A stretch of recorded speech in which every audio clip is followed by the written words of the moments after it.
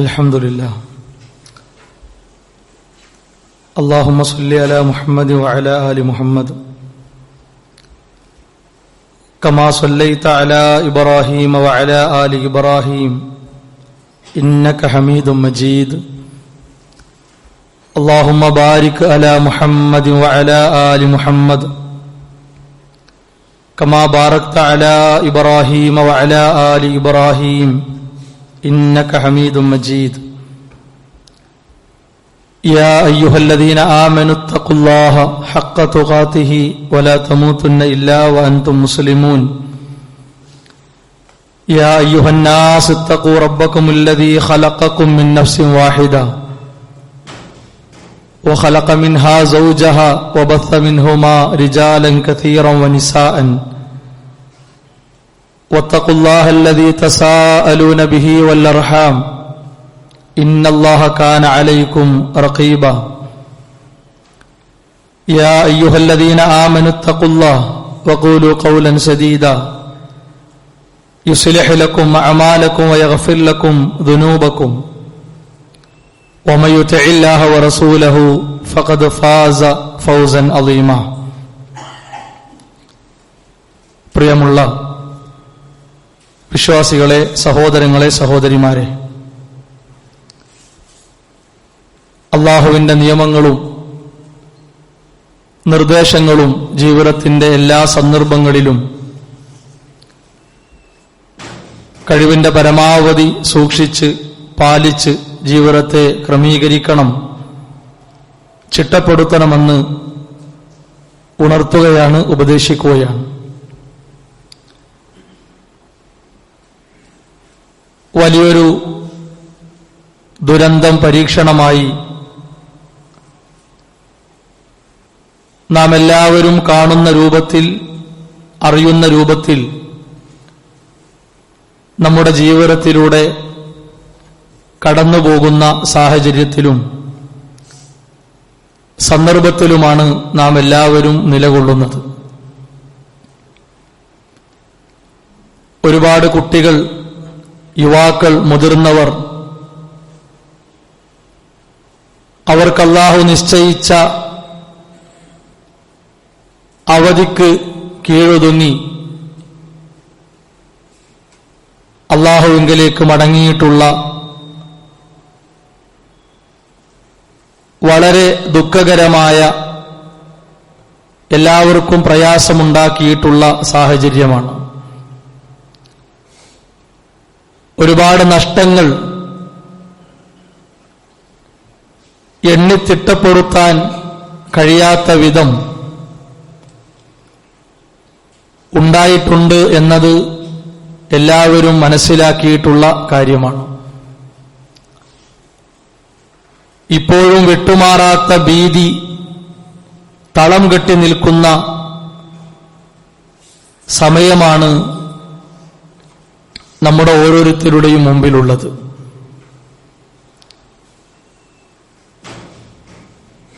ഒരുപാട് മുറിവേറ്റവർ, ക്ഷതമേറ്റവർ, തളർന്നു കിടക്കുന്നവർ, അബോധാവസ്ഥയിൽ കഴിയുന്നവർ, ഇങ്ങനെ ഒരുപാട് പരീക്ഷണങ്ങൾക്ക്, പ്രയാസങ്ങൾക്ക് നടുവിലാണ് നാം എല്ലാവരും ഈ സന്ദർഭത്തിലുള്ളത്.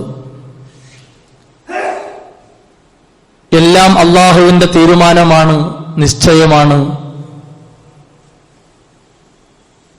പ്രാർത്ഥന മുറിയാത്ത മനസ്സോടെ, ക്ഷമ കൈവിടാതെ, സഹനശേഷി സംഭരിച്ചുകൊണ്ട്, പരസ്പര സഹായ സഹകരണങ്ങൾ ഉറപ്പിച്ചുകൊണ്ട്, ഒറ്റക്കെട്ടായി മനുഷ്യത്വമുള്ളവർ ഒന്നിക്കേണ്ട സമയം കൂടിയാണ്. ഈ സന്ദർഭത്തിൽ എല്ലാവരും ഇതിനെ നോക്കിക്കാണുന്ന പോലെയല്ല യഥാർത്ഥ വിശ്വാസം മനസ്സിൽ നിലനിർത്തുന്ന വിശ്വാസികൾ ഈ കാര്യങ്ങളോട് സമീപിക്കേണ്ടത്. നാം എല്ലാവരും തിരിച്ചറിഞ്ഞിട്ടുള്ള കാര്യം കൂടിയാണ്. ഇത്തരത്തിലുള്ള പരീക്ഷണങ്ങൾ പല രൂപത്തിലും മുൻകാലങ്ങളിൽ നമ്മുടെ ജീവിതവുമായി ബന്ധപ്പെട്ടിട്ടുണ്ട്. അത്തരം സന്ദർഭങ്ങളിലെല്ലാം വിശ്വാസികൾ എന്ന നിലക്ക് നാം ഓരോരുത്തരും ഉത്ബുദ്ധരാകേണ്ടതുണ്ട്, ഉണരേണ്ടതുണ്ട് എന്ന് മനസ്സിലാക്കിക്കൊണ്ട് തന്നെയാണ് ഓരോ കാര്യങ്ങളോടും നമ്മുടെ സമീപനം, നമ്മുടെ നിലപാട് നാം ഉറപ്പിച്ചിട്ടുള്ളത്. അല്ലാഹു സുബ്ഹാനഹു വ തആല ഈ പ്രപഞ്ചത്തിന്റെ സൃഷ്ടാവാണ് എന്നതുപോലും മറന്നുപോയ ഒരുപാട് ആളുകൾ ഇത്തരം അപകടാവസ്ഥകളിൽ ഉണ്ടായിട്ടുണ്ട്. അവരാരും ഈ നിലക്കുള്ള അപകടങ്ങൾ അനുഭവിച്ചിട്ടല്ല, പരീക്ഷണങ്ങൾ അനുഭവിച്ച് വെപ്രാളപ്പെട്ട് പ്രയാസപ്പെട്ട് നിൽക്കുന്നവരല്ല. മറിച്ച് വാർത്താ മാധ്യമങ്ങളിലൂടെ, ആധുനിക സംവിധാനങ്ങളിലൂടെ ഇങ്ങനെ ഒരു സംഭവം നടന്നിട്ടുണ്ട് എന്നറിഞ്ഞ ചില ആളുകളൊക്കെ എവിടെയാണ് ദൈവം, ഇതാണോ ദൈവം, തീരെ കരുണയില്ലേ, എന്തൊരു അക്രമമാണ്, ഇതാണ് ദൈവമെങ്കിൽ എന്നെ എന്തിനാണ് ബാക്കിയാക്കിയത്, ഞങ്ങളെ എന്തിനാണ് ബാക്കിയാക്കിയത്, ഈ രൂപത്തിലുള്ള ചോദ്യങ്ങളുമായി ആധുനിക സംവിധാനങ്ങളിലൂടെ അവർ രംഗത്ത് വന്നു. അത്തരം ആളുകൾക്ക് ചെറിയ ഒരു വെടി പൊട്ടിച്ചാൽ മതി, ഏത് രൂപത്തിലുള്ള മുറിവാണ്, വേദനയാണ് അത് മുഖേന ഉണ്ടാവുക എന്നത് അവർക്ക് ചിന്തിക്കേണ്ട ആവശ്യമില്ല. കാരണം അങ്ങനെ ചിന്തിക്കാനുള്ള ഒരു ശേഷി, ഒരു തിരിച്ചറിവ് അവർക്കുണ്ടായിരുന്നെങ്കിൽ ഈ സന്ദർഭത്തിൽ ആ രൂപത്തിലുള്ള സംസാരങ്ങളോ പ്രയോഗങ്ങളോ അല്ല അവരിൽ നിന്ന് ഉണ്ടാവുക. നാം എല്ലാവരും തിരിച്ചറിയേണ്ട ഏറ്റവും പ്രധാനപ്പെട്ട കാര്യം അതാണ്. ലോകം എന്നതിന് ഒരു സ്രഷ്ടാവുണ്ട്. അതുപോലെ തന്നെ ഒരധികാരിയുണ്ട്. അതുപോലെ ഓരോ സെക്കൻഡുകളെയും നിയന്ത്രിച്ചു കൊണ്ടുപോകുന്ന ഒരു ശക്തിയുണ്ട്. അതാണ് അർ-റബ്ബ് എന്ന് പറഞ്ഞാൽ, രക്ഷിതാവ് എന്ന് പറഞ്ഞാൽ അതാണ്. ആരാണ് റബ്ബ് എന്ന ചോദ്യത്തിന്റെ ഉത്തരമാണ് സൃഷ്ടാവും അധികാരിയും നിയന്ത്രകനുമായിട്ടുള്ള ശക്തി ആരാണോ അവനാണ് റബ്ബ്. ആ റബ്ബ് ഇവിടെ എപ്പോൾ, എങ്ങനെ, എന്ത് നടപ്പിലാക്കും നമുക്കാർക്കും അതിനെപ്പറ്റി ധാരണയില്ല. നമ്മുടെ ജീവിതത്തിലെ അടുത്ത സെക്കൻഡിനെ പറ്റി നമുക്കറിയുമെങ്കിൽ അതിനുവേണ്ടി നമ്മൾ ഒരുങ്ങും. പക്ഷേ നമുക്കാർക്കും അതിനെപ്പറ്റി അറിയുകയില്ല എന്നതാണ് ഇസ്ലാം നമ്മെ പഠിപ്പിച്ചിട്ടുള്ളത്. വമാ തദ്രി നഫ്സും മാദാ തക്സിബു ഗദാ, അടുത്ത നിമിഷം ഒരാത്മാവ് എന്ത് ചെയ്യും എന്ന് ആർക്കും അറിയില്ല. ഈ സംഭവം നടന്നിടത്ത്, ഇങ്ങനെ ഒരു പ്രയാസം ഉണ്ടായിടത്ത് ചില സൂചനകൾ, അല്ലെങ്കിൽ അങ്ങനെ ഒന്നും നടക്കാൻ സാധ്യതയില്ല എന്ന നിലക്കുള്ള ഉറച്ച അവസ്ഥയിലായിരുന്നു അവരെല്ലാവരും വീടുകളിൽ ഉറക്കത്തിലേക്ക്, മയക്കത്തിലേക്ക് പോയത്. അള്ളാഹുവിന്റെ തീരുമാനം, അള്ളാഹുവിന്റെ വിധി മറ്റൊന്നാണ്. അതുകൊണ്ടാണ് വിശുദ്ധ ഖുർആൻ നമ്മളെ പഠിപ്പിച്ചത്, മാ സ്വാബ മിൻ മുസീബത്തിൻ ഫിൽ അർദ് ഈ ഭൂമിയിൽ എന്തൊരു പ്രയാസം നിങ്ങളെ ബാധിക്കുന്നുണ്ടോ, വലാ ഫി അൻഫുസിക്കും, നിങ്ങളുടെ ശരീരങ്ങളിൽ എന്തൊരു ബുദ്ധിമുട്ട് ബാധിക്കുന്നുണ്ടോ, ഇല്ലാ ഫീ കിതാബിൻ മിൻ ഖബിൽ അൻ നബ്റാഹ, അതൊക്കെ ഒരു രേഖയിലുണ്ട്, ഒരു ഫലകത്തിൽ, ഒരു ഏടിൽ അത് കൃത്യമായി അല്ലാഹു രേഖപ്പെടുത്തിയിട്ടുണ്ട്. ഇന്ന ദാലിക അലല്ലാഹി യസീർ, അത് അല്ലാഹുവിന് എത്ര എളുപ്പമുള്ള കാര്യമാണ്. ആ സംഭവം നടക്കുമ്പോഴല്ല അല്ലാഹു അത് വിധിക്കുന്നതും അതിനെ സൃഷ്ടിക്കുന്നതും.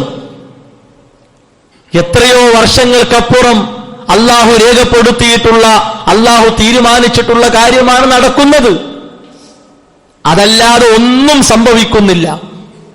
അതുകൊണ്ടാണ് ഇത്തരം ആയത്തോടെ വിശദീകരിച്ചുകൊണ്ട് നല്ല ആഴത്തിൽ അറിവുള്ള, അറിവിൽ ഉറച്ചുപോയ പണ്ഡിതന്മാർ ഓരോ കാര്യങ്ങൾ നമ്മെ പഠിപ്പിച്ചത്. മഹാനായ ഇബ്നു കസീർ റഹിമഹുല്ലാഹ് പറഞ്ഞു, ലിഅന്നഹു യഅലമു മാ കാന, എന്തുണ്ടായി എന്ന് അല്ലാഹുക്കറിയാം, വമാ യകൂൻ, എന്താണ് നടക്കുന്നത് അല്ലെങ്കിൽ നടക്കാനിരിക്കുന്നത് അതും അല്ലാഹുവിനറിയാം. വമാ ലം യകുൻ, ഒരു കാര്യം സംഭവിച്ചില്ല, ലൗ കാന കൈഫ കാന യകൂൻ, ഒരു കാര്യം സംഭവിച്ചില്ല അതും അല്ലാഹുക്കറിയാം. ആ കാര്യം സംഭവിച്ചാൽ എന്തായിരിക്കും ഇവിടെ ഉണ്ടാവുക അതും അല്ലാഹുവിനറിയാം. അല്ലാഹുവിന്റെ അറിവെന്നത് നമുക്കാർക്കും അളന്നു പിടിക്കാൻ പറ്റുന്ന ഒന്നല്ല. എല്ലാ കാര്യങ്ങളെപ്പറ്റിയും സൂക്ഷ്മമായി മുന്നറിവുള്ള ശക്തിയാണ് അല്ലാഹു. ഈ വിശ്വാസം ഉറപ്പിക്കുക എന്നതാണ് നമ്മുടെ ഓരോരുത്തരുടെയും ബാധ്യത. മഹാനായ ഇബ്നു അബ്ബാസ് റളിയല്ലാഹു അൻഹു ചെറുപ്രായത്തിലായിരിക്കുമ്പോൾ തന്നെ റസൂലുള്ളാഹി സ്വല്ലല്ലാഹു അലൈഹി വസല്ലമ അല്ലാഹുവിനെ പരിചയപ്പെടുത്തി കൊടുത്ത ഏതാനും കാര്യങ്ങളുണ്ട്. എത്രയോ നമ്മൾ കേട്ടതാണ്. അതിലൊരു ഭാഗം വിധിവിശ്വാസവുമായി ബന്ധപ്പെട്ടതാണ്. റസൂലുള്ളാഹി സ്വല്ലല്ലാഹു അലൈഹി വസല്ലം പഠിപ്പിച്ചു കൊടുക്കുന്നു, വഅലം അന്നൽ ഉമ്മ, താങ്കൾ അറിയണം, ഒരു സമൂഹം മുഴുവനായും നിങ്ങൾക്ക് ഉപകാരം ചെയ്യാൻ വേണ്ടി ഒരുമിച്ചുകൂടി എല്ലാവരും തീരുമാനിച്ചു, നിനക്കൊരു ഗുണം ചെയ്യാൻ, ഉപകാരം ചെയ്യാൻ. പക്ഷേ അല്ലാഹു എന്താണോ നിനക്ക് വേണ്ടി എഴുതിയത് അത് മാത്രമേ ചെയ്യാൻ സാധിക്കുള്ളൂ. വേറെ ഒന്നും അവർക്ക് നിന്റെ കാര്യത്തിൽ ചെയ്യാൻ കഴിയില്ല. ഒരു ഉമ്മത്ത് നിന്നെ ബുദ്ധിമുട്ടിക്കാൻ, നിന്നെ പ്രയാസപ്പെടുത്താൻ ഒരു നാട്ടിലുള്ള മുഴുവൻ ആളുകളും തടിച്ചുകൂടി ആലോചനകൾ നടത്തി, അതിനുവേണ്ടി എല്ലാ കാര്യങ്ങളും സജ്ജമാക്കി ഒരുക്കി വെച്ചു, എല്ലാ ഒത്താശകളും ചെയ്തു കൊടുക്കാൻ ആളുകളുണ്ടായി. പക്ഷേ ആ വ്യക്തിക്ക് അല്ലാഹു എന്തെങ്കിലും ഉപദ്രവം കണക്കാക്കിയിട്ടുണ്ടെങ്കിൽ അത് മാത്രമേ നടക്കുള്ളൂ. എന്തുണ്ടായിട്ടും കാര്യമല്ല. ഞങ്ങൾ അങ്ങോട്ട് ഓടി, ഞങ്ങൾ അങ്ങോട്ട് ധൃതി പിടിച്ചു പോയി, ഞങ്ങൾ അവിടെ എത്തി, പലതും ചെയ്തു നോക്കി, ഇത്തരം പദങ്ങൾ മാത്രമേ നമ്മൾ കേൾക്കുള്ളൂ. അല്ലാഹുവിന്റെ വിധിയുണ്ടെങ്കിൽ എല്ലാവരും രക്ഷപ്പെടും. അല്ലാഹുവിന്റെ വിധിയിൽ എന്താണ് ഉള്ളത്? സഹോദരങ്ങളെ, ലോകത്തിന്റെ ഏത് മൂലയിലും, ഏത് കോണിലും, ഏത് ദിക്കിലും അത് മാത്രമേ സംഭവിക്കുള്ളൂ. അതിനെ മറികടന്ന ഒരു ശാസ്ത്രവും ലോകത്തില്ല. അതിനെ വിജയിച്ച ഒരു വിദഗ്ധനും ലോകത്തില്ല. അതിനെ മറികടന്ന ഒരു ഭരണാധികാരിയും ലോകത്തില്ല. കാരണം റബ്ബുൽ ആലമീൻ, ലോകത്തിന്റെ റബ്ബിന്റെ തീരുമാനം എന്താണോ അത് മാത്രമേ നടന്നിട്ടുള്ളൂ, അത് മാത്രമേ സംഭവിച്ചിട്ടുള്ളൂ. അതുകൊണ്ടാണ് ആ ഹദീസിന്റെ അവസാനത്തിൽ അത്ഭുതകരമായ രണ്ട് വാക്കുകളുണ്ട്. റസൂലുള്ളാഹി സ്വല്ലല്ലാഹു അലൈഹി വസല്ലം പറഞ്ഞു, റുഫിഅത്തിൽ അഖ്ലാം, പേനകൾ ഉയർത്തപ്പെട്ടു. പേന ഉയർത്തപ്പെട്ടു. എന്താ അതിന്റെ അർത്ഥം? അല്ലാഹ് രേഖപ്പെടുത്തിയതിലേക്ക് ഇനി ഒന്നും നമുക്ക് ചേർക്കാനില്ല. ഒരു പേനയെടുത്ത് അതിനെ വെട്ടിമാറ്റി ഒഴിവാക്കാൻ ഇനി സാധ്യമല്ല. ഒരു പേപ്പറിൽ എഴുതിയിട്ട് ആ എഴുതിയ പേനയില്ലെങ്കിൽ വേറെ പേന എടുത്ത് നമുക്കത് വെട്ടാം. ലൗഹുൽ മഹ്ഫൂദ് എന്ന ഫലകത്തിൽ ആ ഒരു കാര്യം നടക്കൂല. ആകാശഭൂമികളെ സൃഷ്ടിക്കുന്നതിന്റെ 50,000 വർഷങ്ങൾക്ക് മുമ്പ് ആ ഫലകത്തിൽ ഒരു പേനയോട് കൽപ്പിക്കപ്പെട്ടതിന്റെ അടിസ്ഥാനത്തിൽ എഴുതപ്പെട്ട കാര്യങ്ങൾ എന്താണോ അതാണ് ലോകാവസാനം വരെ നടക്കാനുള്ളത്. ഇതൊരു പക്ഷേ വലിയ ബുദ്ധിജീവിയാണ്, വലിയ കേമപ്പെട്ട ആളാണ്, ദൈവമൊന്നുമില്ല, അങ്ങനെയൊന്നും വിശ്വസിക്കേണ്ടതില്ല, ഇതൊന്നും ഒരു ശക്തിയുടെ കാരണത്താൽ ഉണ്ടായതല്ല എന്ന് വിശ്വസിക്കുന്ന ആളുകൾക്ക് ഇതൊന്നും ദഹിക്കൂല. എന്തേ കാരണം? അവൻ അങ്ങനെ ഒരു വിശ്വാസമില്ല. നല്ല ഭക്ഷണം കഴിച്ചാൽ വയറ് നിറയും, ആരോഗ്യം മെച്ചപ്പെടും എന്ന വിശ്വാസം ഉണ്ടെങ്കിലല്ലേ അവൻ തിന്നുള്ളൂ. അല്ലെങ്കിൽ ഒരു വറ്റവും തിന്നൂല. തിന്നുന്ന ആളുകളെ അവങ്ങനെ കളിയാക്കും, വെറുതെ തിന്നുക, എന്താ കാര്യം തിന്നിട്ട്, എന്താ കാര്യം കുടിച്ചിട്ട്, അങ്ങനൊന്നും ഉണ്ടാവൂല എന്നാണ് അവന് വിശ്വാസം. അവൻ ആ വഴിക്കേ പോകൂ. എന്നാലോ അവൻ ആവശ്യമുണ്ടാകുമ്പോൾ തിന്നും ചെയ്യും. അങ്ങനെയാണല്ലോ. ദൈവമൊന്നുമില്ല, ഈശ്വരനൊന്നുമില്ല, അള്ളാഹു ഒന്നുമില്ല എന്ന് പറയുന്ന ആളുകളും വലിച്ചു കയറ്റുന്നത് അള്ള കൊടുത്ത തന്നെയാണ്, പുറത്തേക്ക് വിടുന്ന അള്ള കൊടുത്ത തന്നെയാണ്. ആ ശരീരം ആര് കൊടുത്തതാ? അള്ള കൊടുത്തത്. ആ വസ്ത്രം ആര് കൊടുത്തതാ? അള്ള കൊടുത്തത്. അവൻ ഞെളിഞ്ഞിരുന്ന് പോകുന്ന വാഹനം ആര് കൊടുത്തതാ? അള്ള കൊടുത്തത്. എന്നാ അവൻ സ്വന്തമായിട്ട് ഉണ്ടാക്കട്ടെ? ഉണ്ടോ? ഇല്ല. അപ്പോ ഇങ്ങനെ തലതിരിഞ്ഞ ആളുകൾക്ക് അത് പറയാനും പ്രചരിപ്പിക്കാനും പറ്റുള്ളൂ, വിശ്വാസിക്ക് സാധിക്കൂല. റസൂലുള്ളാഹി സ്വല്ലല്ലാഹു അലൈഹി വസല്ലം പറഞ്ഞു, വജഫത്തി സുഹഫ്, ഏടുകൾ ഉണങ്ങി, ഈ മാറ്റം വരുത്താൻ പറ്റൂല.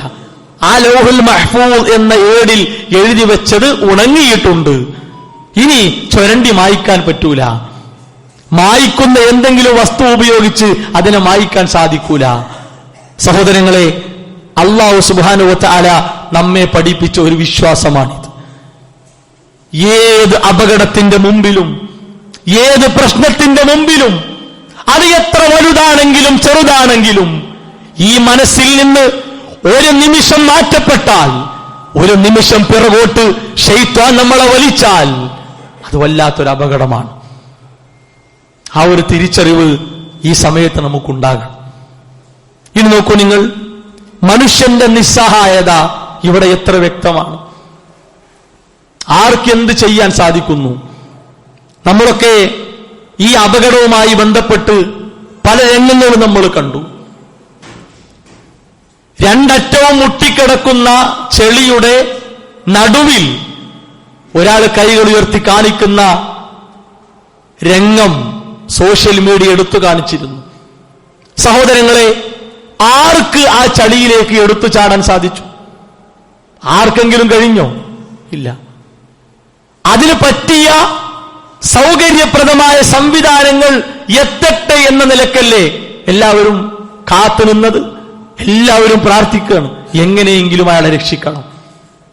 എന്തേ ആർക്കും ഒന്ന് ചാടാൻ സാധിക്കാതിരുന്നു? അതൊരു നിസ്സഹായതയാണ്. ആ അവസ്ഥ മുന്നിൽ കാണുന്ന ആർക്കും എടുത്തു ചാടാൻ കഴിയൂല, അല്ലെങ്കിൽ ആരും സമ്മതിക്കൂല. ഇപ്പൊ ചാടിയ നീ പൂണ്ടു പോകും, അതാണ് അവസ്ഥ. അങ്ങനെ എത്ര രംഗങ്ങൾ കണ്ടു.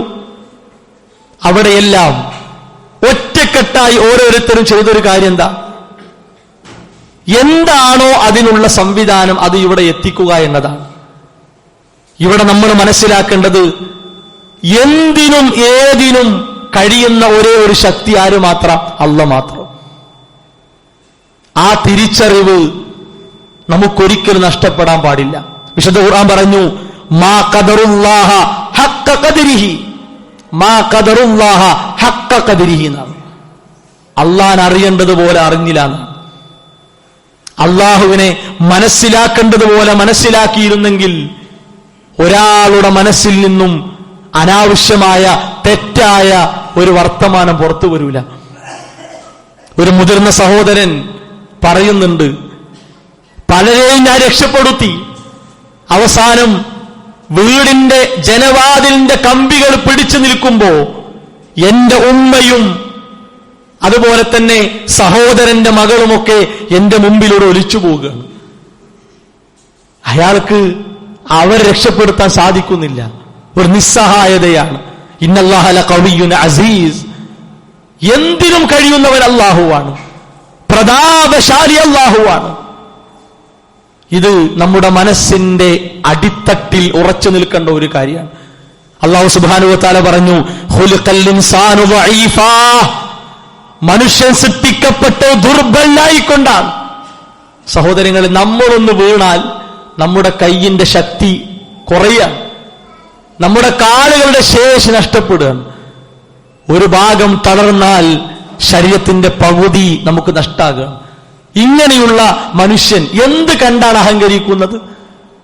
എന്ത് കണ്ടാണ് അവൻ ഗർവ് നടിക്കുന്നത്? എല്ലാ സൗകര്യങ്ങളും തന്ന അള്ളാഹുവിനെ മറന്ന് ജീവിക്കാൻ എങ്ങനെ മനുഷ്യന് സാധിക്കുന്നു? ഇതാണ് നമ്മെ ചിന്തിപ്പിക്കേണ്ടത്. ജനങ്ങളെ എന്ന് വിളിച്ചുകൊണ്ട് യാ അയ്യുഹന്നാസ്, അല്ലയോ മനുഷ്യരെ എന്ന് വിളിച്ചുകൊണ്ട് ഖുർആൻ പറഞ്ഞു, അൻതുമുൽ ഫുഖറാഉ ഇലല്ലാഹ്, നിങ്ങൾ അല്ലാഹുവിലേക്ക് ആവശ്യക്കാരാണ്, നിങ്ങൾ പരമദരിദ്രരാണ്. ഫുഖറാ, നിങ്ങൾക്ക് പലതും ആവശ്യമുണ്ട്, പലരെയും നിങ്ങൾക്ക് ആവശ്യമുണ്ട്.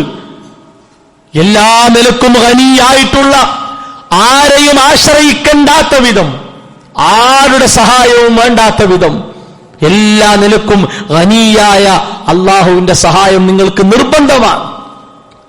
മഹാനായ ഇബ്നു ഖയ്യിം റഹിമഹുല്ലാഹ് പറഞ്ഞു, മനുഷ്യനെ ദുർബലനായി സൃഷ്ടിക്കപ്പെട്ടു എന്ന് പറഞ്ഞാൽ അത് എല്ലാ നിലക്കും, ഒരു വിഷയത്തിൽ മാത്രമല്ല. ശരീരഘടന പരിശോധിക്കുക, ശക്തിയുടെ കാര്യം പരിശോധിക്കുക. നമ്മുടെയൊക്കെ തീരുമാനം, ഒരു 4 ആള് കൂടിയിട്ട് ഒരു കാര്യത്തിൽ അഭിപ്രായം പറയാൻ ഒരുങ്ങിയാൽ 4 അഭിപ്രായം മാത്രമാവൂല. ഒരാളെന്നെ പറയും, ഇങ്ങനെ തോന്നി, അങ്ങനെ തോന്നി, അല്ല ഇതായിക്കോട്ടെ എന്ന് പറയും. വേണമെങ്കിൽ 4 ആള് 40 അഭിപ്രായങ്ങൾ പറയും. ഏതാ സ്വീകരിക്കപ്പെടുക? പുറത്തുനിന്ന് വരുന്ന ഒരാൾ അഭിപ്രായക്കാരെ സ്വീകരിക്കപ്പെടുക. ഒരു അഭിപ്രായം പറയുന്നിടത്ത് പോലും നമ്മുടെ ദുർബലത എത്രയാണ്, അറിവിന്റെ കാര്യത്തിൽ എത്രയാണ്, ക്ഷമയുടെ കാര്യത്തിൽ എത്രയാണ്. ശേഷം അദ്ദേഹം പറഞ്ഞു, വൽ ആഫാതു ഇലൈഹി മാ ഹാദൽ ളഅഫ് അസ്റഉ മിനസ് സൈലി ഫിൽ ഹുദൂർ. എന്താണ്? ഇത്രത്തോളം ദുർബലതയുള്ള മനുഷ്യന്റെ ജീവിതത്തിലേക്ക് അണപൊട്ടി ഒഴുകുന്ന വെള്ളത്തിന് സമാനമായ അപകടങ്ങൾ കടന്നു വരും എന്നാണ്. അത്ര ദുർബലനാണ് മനുഷ്യൻ. ഈ തിരിച്ചറിവ് ഒരിക്കലും നമുക്ക് നഷ്ടപ്പെടാൻ പാടില്ല. അതോടൊപ്പം പ്രാർത്ഥനയെ നമ്മൾ ഒരിക്കലും തമാശയായി ഒരു പരിഹാസ കാര്യമായി നമ്മൾ കാണാൻ പാടില്ല. ചില ആളുകളൊക്കെ പ്രാർത്ഥന ഒന്നും വേണ്ട, അതൊക്കെ ഒഴിവാക്കി കഴിയുന്നിടത്തോളം പൈസ കൊണ്ടുവരും, സാധനങ്ങൾ കൊണ്ടുവരും, സഹായങ്ങളുമായി വരും. പ്രാർത്ഥന ഒന്നുമല്ല. സോഷ്യൽ മീഡിയയിലൂടെ പ്രാർത്ഥന വേണ്ട, പ്രാർത്ഥന കൊണ്ട് എന്ത് എന്ന നിലക്കുള്ള ചോദ്യങ്ങളാണ്. എന്താ സഹോദരങ്ങളെ ഇതിന്റെയൊക്കെ അർത്ഥം? പ്രാർത്ഥന എന്നത് അതൊരിക്കലും ഒരു കളിയല്ല, അത് കരുത്താണ്, ഭയങ്കര കരുത്താണ്. ഈ പ്രയാസമുണ്ടാകുന്നതിന്റെ തൊട്ടു മുമ്പുള്ള ദിവസം കുറച്ച് കുട്ടികൾ കൂടിയിരുന്നിട്ട് പ്രാർത്ഥിക്കുന്ന ഒരു വീഡിയോ വാട്സാപ്പിലൂടെ പറന്നിരുന്നു. അതാരാ സഹോദരങ്ങളെ പകർത്തിയത്? ആ കുട്ടികളുടെ വീട്ടിലുള്ള രക്ഷിതാക്കളല്ലേ പകർത്തിയത്? ഇന്ന് ഈ അപകടമുണ്ടായ സ്ഥലമേതാണോ ആ ജില്ലയുടെ പേര് പറഞ്ഞുകൊണ്ടല്ലേ ആ കുട്ടികൾ കളിച്ചത്, അല്ലേ? ഇവിടെ കുറച്ച് കൂടുതൽ ഉണ്ടാകട്ടെ, അധികമുണ്ടാകട്ടെ എന്നൊക്കെയല്ലേ ആ കുട്ടികൾ പറഞ്ഞത്. അങ്ങനെ കളിക്കാനുള്ള ഒന്നാണോ പ്രാർത്ഥന എന്നുള്ളത്? ചെറിയ കുട്ടികൾ അങ്ങനെ പ്രാർത്ഥിക്കുമ്പോ തിരുത്തി കൊടുക്കേണ്ടവർ, അവരെ ശാസിക്കേണ്ടവർ ആരാണ്? മാതാപിതാക്കളാണ്. അവരതിങ്ങനെ പകർത്തിയിട്ട് പറത്തുകയാണ് എല്ലായിടത്തും. ഇങ്ങനത്തെ ഒരു അപകടം നമ്മുടെ ജീവിതത്തിൽ വരാൻ പാടില്ല. നമ്മുടെ മക്കൾ ആ നിലക്കല്ല വളരേണ്ടത്. നമ്മൾ അത്തരം കാര്യങ്ങൾക്ക് കൂട്ടുനിൽക്കേണ്ടവരല്ല. അതാ പറഞ്ഞത്, ഇത് കളിയല്ല, ഇതൊരു കരുത്താണ്. പ്രാർത്ഥനയെ ആ പേരും പറഞ്ഞ് ജനങ്ങളെ കബളിപ്പിക്കുന്നു ആളുകൾ. അതൊരു കാവലാണ്. അല്ലാ എന്ന് വിളിച്ച്, റബ്ബേ എന്ന് വിളിച്ച്, റഹ്മാനെ എന്ന് വിളിച്ച്, റഹീമേ എന്ന് വിളിച്ച് നമുക്ക് പറയാനുള്ളത് വല്ലാത്തൊരു കാവലാണ്, ചെറിയൊരു സംഗതിയല്ല. അൻത മൗലാന, ഞങ്ങൾ സംരക്ഷകൻ നീയാണ് നാഥാ, ഞങ്ങൾക്ക് അഭയം നീയാണ്. ഇതൊരു വല്ലാത്ത കാവലാണ്. പ്രാർത്ഥനയെ നിഷേധിച്ച് തള്ളുന്നവർ നമ്മുടെ പരിചയത്തിലോ നമ്മുടെ അടുത്തോ ഉണ്ടെങ്കിൽ കുറച്ചൊക്കെ ഒരു ശാസന, ഒരു ഗൗരവത്തിലുള്ള വർത്തമാനം വേണം. ഈ നിലക്കുള്ള വർത്തമാനങ്ങൾ എന്നോട് പറയരുത്. പ്രാർത്ഥനയ്ക്ക് ജീവിതത്തിൽ ഫലമുണ്ടെന്ന് പലപ്പോഴും നമ്മളൊക്കെ അറിഞ്ഞിട്ടില്ലേ? എപ്പോഴും നമ്മൾ അറിയല്ലേ? നിങ്ങൾ ആലോചിച്ച് നോക്കാണ്, ഇപ്പൊ നമ്മൾ അനുഭവിക്കുന്ന ഈ ആഫിയത്ത്, ഈ സൗഖ്യം, ഈ സമാധാനം ഇതെങ്ങനെ ഉണ്ടാകുന്നതാ? ഒരു സമയത്ത് നല്ല ചൂട് കാരണം വെള്ളം കിട്ടാതെ പ്രയാസപ്പെട്ടപ്പോ ആളുകൾ പറഞ്ഞു പ്രാർത്ഥിക്കണം പ്രാർത്ഥിക്കണം. പ്രാർത്ഥിച്ച് മഴ കിട്ടിയപ്പോ വീണ്ടും നമ്മൾ പ്രാർത്ഥിക്കണം, അല്ലാഹുവേ ബുദ്ധിമുട്ടുകൾ ഉണ്ടാക്കരുതേ, പ്രയാസങ്ങൾ ഉണ്ടാക്കരുതേ. എന്നിട്ടും പ്രയാസങ്ങൾ വന്നാലോ? ആരംഭത്തിൽ പറഞ്ഞ കാര്യം അള്ളാന്റെ വിധി അതാണ്, അള്ളാന്റെ തീരുമാനം അതാണ്. മൂന്നാമത്തെ കുറച്ച് ആളുകളുണ്ട്, എന്താ അറിയോ? പ്രാർത്ഥനയെ ഒരു മാന്യമല്ലാത്ത കാര്യത്തിനു വേണ്ടി ഉപയോഗിക്കുന്ന ആളുകൾ. ഇതൊക്കെ നശിക്കട്ടെ. അങ്ങനെ ചില ആളുകൾ അവര് പറഞ്ഞൊപ്പിക്കാണ്, ഞങ്ങളത് അറിയാതെ പറഞ്ഞു പോയി. എങ്ങനെ പറഞ്ഞാലും ആരെങ്കിലും നശിക്കട്ടെ, ഇവിടെ കേടുവരട്ടെ, ഇവിടെ ഒലിച്ചു പോകട്ടെ എന്ന നിലക്ക് മാനക്കേടുണ്ടാക്കുന്ന കാര്യങ്ങൾ പറയാൻ പറ്റുമോ? ഒരു മുസ്ലിമിന്റെ നാവിൽ നിന്ന് വരാൻ പറ്റുമോ? തമാശക്ക് പറ്റുമോ? പാടില്ല. അതും നമ്മൾ ഈ സമയത്ത് കണ്ടു. എന്താ സഹോദരങ്ങളെ ഇതൊക്കെ? ഇങ്ങനെ വളരെ പവിത്രമാക്കപ്പെട്ട ഇസ്ലാം പഠിപ്പിച്ച ആരാധനയുടെ കാര്യത്തിൽ ഏറ്റവും ഉന്നത സ്ഥാനത്തുള്ള പ്രാർത്ഥന വെച്ച് കളിക്കരുത്. ആ കളി പാടില്ല. പ്രാർത്ഥിക്കുമ്പോൾ നമുക്കുണ്ടാകേണ്ട മനസ്സ്, റസൂലുള്ളാഹി സ്വല്ലല്ലാഹു അലൈഹി വസല്ലമക്ക് ലബീദ് ഇബ്നു അഅ്സം എന്ന ജൂതൻ പൈശാചികമായി ഒരു പ്രയാസം ചെയ്തു. അവിടുന്ന് ചെറിയൊരു ബുദ്ധിമുട്ടുണ്ടായി. ആയിഷ റളിയല്ലാഹു അൻഹ പറയാണ്, റസൂലുള്ളാഹി സ്വല്ലല്ലാഹു അലൈഹി വസല്ലമ ഹത്താ കാന ദാത യൗമിൻ ദഅവദാ, നബി സല്ലല്ലാഹു അലൈഹി വസല്ലമ രാവും പകലൊക്കെ ഇരുന്ന് ഇങ്ങനെ പ്രാർത്ഥിക്കുകയാണ് ആ പ്രയാസം മാറിക്കിട്ടാൻ വേണ്ടി. നമ്മുടെ ജീവിതത്തിൽ നമ്മൾ അനുഭവിച്ചുകൊണ്ടിരിക്കുന്ന ബുദ്ധിമുട്ടുകൾ മാറിക്കിട്ടാൻ വേണ്ടി എത്ര നിമിഷം, എത്ര സെക്കൻഡ് നമ്മളൊക്കെ അള്ളാഹുവോട് പറയുന്നുണ്ട്. എത്ര സെക്കൻഡ്? അങ്ങനെ ഒന്ന് ആലോചിക്കണ്ടേ? നബി സല്ലല്ലാഹു അലൈഹി വസല്ലമ വിടാതെ പ്രാർത്ഥിക്കുക, പ്രാർത്ഥിച്ചുകൊണ്ടേയിരിക്കുക. സഹോദരങ്ങളെ, തുടർച്ചയായ പ്രാർത്ഥന വേണം. തോന്നുമ്പോ എങ്ങനെ എന്തെങ്കിലും പറഞ്ഞ് സമാധാനപ്പെടുന്നതല്ല, തുടർച്ചയായ പ്രാർത്ഥന വേണം. അത് മനസ്സിൽ നിന്ന് പുറത്തേക്ക് വരണം. നബി സല്ലല്ലാഹു അലൈഹി വസല്ലം പറഞ്ഞു, നിങ്ങൾ ആരെങ്കിലും അല്ലാഹുവിനോട് പ്രാർത്ഥിക്കുകയാണെങ്കിൽ ഫൽയഅസിമിൽ മസ്അല, ആ പ്രശ്നത്തിൽ ഉറച്ചു നിന്നുകൊണ്ട് പ്രാർത്ഥിക്കണം. എങ്ങനെ? അല്ലാഹുമ്മ ഇൻ ശിഅത ഫഅതിനി, അല്ലാഹ് അനക്ക് ഉദ്ദേശം ഉണ്ടെങ്കിൽ എനിക്ക് താ. അങ്ങനെ പറയണ്ട, അത് അല്ലാഹ്ക്ക് വെറുപ്പുള്ള കാര്യമാണ്. എന്തേ കാരണം? നമ്മൾ ഒരു കാര്യം അല്ലാഹ്ക്ക് ഉദ്ദേശം ഉണ്ടെങ്കിൽ താ എന്ന നിബന്ധന വെച്ച് പറയേണ്ട ആവശ്യമില്ല. പ്രാർത്ഥിക്കുക എന്നത് നമ്മുടെ ബാധ്യതയാണ്. നമ്മെ സഹായിക്കുക എന്നത് അല്ലാഹു ഏറ്റെടുത്ത ബാധ്യതയാണ്. അതുകൊണ്ട് അനക്ക് സൗകര്യം ഉണ്ടെങ്കിൽ താ അല്ലാഹ് എന്നാണ്ട് പറയേണ്ടതില്ല. നമ്മുടെ പ്രശ്നത്തിൽ ആ പ്രശ്നത്തെ മുന്നിൽ വെച്ചുകൊണ്ട് ഉറച്ചു നിന്ന് റബ്ബിനോട് പറയാം, അല്ലാഹ് എനിക്കിത് പരിഹരിച്ചു താ, എനിക്ക് ഈ ബുദ്ധിമുട്ട് തീർത്തതാ അല്ലാഹ്, നിനക്കേ അതിന് കഴിയൂ, എന്നെ സഹായിക്കുക റബ്ബേ. ഈ ഉറച്ച മനസ്സോടെ നമ്മൾ പ്രാർത്ഥിക്കണമെന്നാണ്. അതേപോലെ തന്നെ ഒരു ധൃതി പിടിച്ച പ്രാർത്ഥന പാടില്ല. എങ്ങനെ? ദഅഉതു, ഞാൻ എത്ര പ്രാർത്ഥിച്ചു, ഫലം യുസ്തജബ് ലി, ഒരു ഉത്തരം കിട്ടിയിട്ടില്ല. ഞാനിപ്പോ എന്തൊക്കെ പ്രശ്നങ്ങൾ അല്ലാഹുവോട് പറഞ്ഞു, എന്ത് പരിഹാരം ഉണ്ടായത്? അതേസമയം ആള് ചിന്തിക്കണം, ഞാൻ പ്രതീക്ഷിക്കാത്ത പല പരിഹാരങ്ങളും എനിക്ക് ഉണ്ടായിട്ടുണ്ട്. അതെങ്ങനെ ഉണ്ടായത്? ഈ പ്രാർത്ഥനന്റെ വേറൊരു ഫലാണത്. ഇസ്ലാം അങ്ങനെ പഠിപ്പിച്ചത്. അതാണ് വിശ്വാസി തിരിച്ചറിവോടെയാണ് ഓരോ സമയത്തെയും കാണുക, ഓരോ പ്രശ്നങ്ങളെയും കാണുക, ഓരോ നന്മകളെയും സന്തോഷങ്ങളെയും വിവേകം നഷ്ടപ്പെടാത്ത രൂപത്തിലാണ് വിശ്വാസി സ്വീകരിക്കുക എന്നതാണ്. സഹോദരങ്ങളെ, ഈ നിലക്ക് ഒരുപാട് കാര്യങ്ങൾ നമ്മുടെ ജീവിതവുമായി ചേർത്ത് വെക്കേണ്ട നിമിഷമാണ്. വളരെ ആത്മാർത്ഥമായ മനസ്സോടെ പ്രാർത്ഥിച്ച് നമ്മളാൽ കഴിയുന്ന സഹായ സഹകരണങ്ങൾ ചെയ്തു കൊടുത്ത് അങ്ങനെ ഓരോ പ്രശ്നങ്ങളെയും പരിഹരിച്ചു കൊടുക്കേണ്ട സമയമാണ്. ആ നിലക്ക് എല്ലാവരും ഒരു ജാഗ്രത, ഒരു സൂക്ഷ്മത, ഒരു കരുതൽ ജീവിതത്തിന്റെ ഭാഗമാക്കി തീർക്കാൻ പരിശ്രമിക്കുക. അല്ലാഹു സുബ്ഹാനഹു വ തആല അതിനുള്ള സൗഭാഗ്യം നമുക്ക് പ്രദാനം ചെയ്യുമാറാകട്ടെ.